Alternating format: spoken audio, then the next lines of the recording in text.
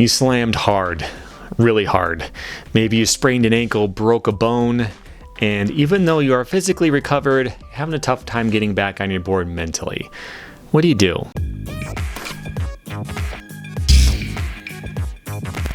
This is the scenario that Andrew is in, who wrote in with this question. He misjudged a drop in the dark and he broke his wrist pretty badly. 7 years later, he wants to get back into skateboarding with his son, but he's having trouble getting back into it mentally. So what do you do at this point?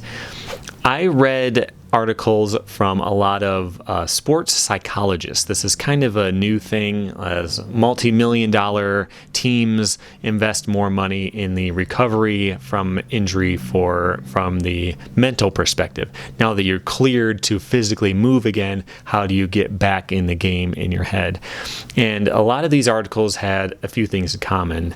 The first one was visualization. Very important thing. They all agree that this was very important to actually see yourself doing the thing that you're trying to do. So they're talking about, after an ankle sprain, visualizing yourself running through the field. For you, it could be dropping in, kick turning, ollieing off that curb, stuff that you would be able to do at your normal skill level.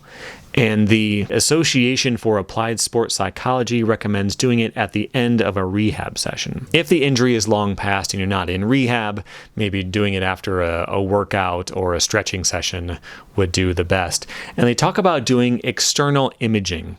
That means not seeing how it would look from your perspective, but seeing it on TV. Maybe picturing the footage you would get from your GoPro.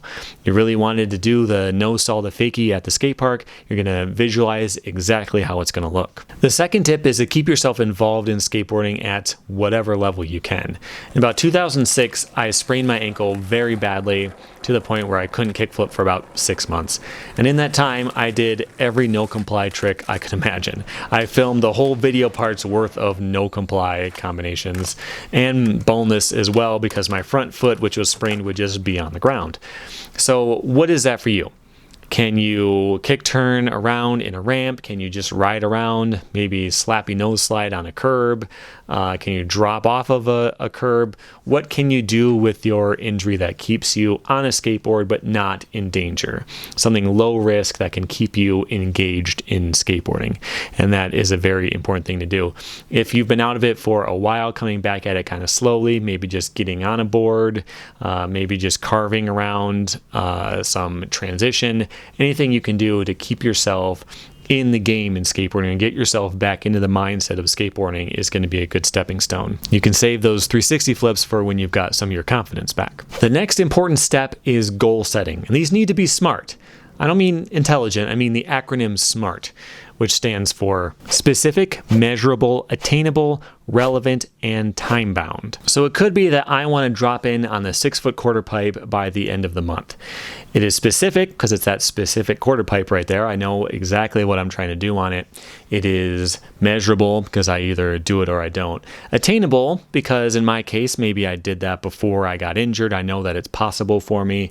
And I know there's smaller quarter pipes throughout the skate park that I can practice on. It is relevant because I know I need to be able to drop in on that so I can get speed for the other thing. And it's time bound because I'm going to do it by the end of the month. Or it could be land 3 kickflips in a row by Friday. It doesn't really matter what it is, but to set a goal, to work on it, to conquer it, and then to set a new one is the way to recover the fastest. But keep in mind that this is written by sports psychologists for people making millions of dollars doing high-end sports, and as a casual skateboarder, you don't have to push yourself that hard. Okay, these are goals that would get you back in a tip-top shape as soon as possible, but if you're just trying to have some fun, you don't need to push it that hard. Make sure you have a positive outlook on it and you're having fun, and just use these things as more of a guideline than like you need to specifically do them exactly this way. But I wish you the best of luck in your recovery, and in the meantime, got some more stuff for you to check out. I will see you there, and thanks for hanging out.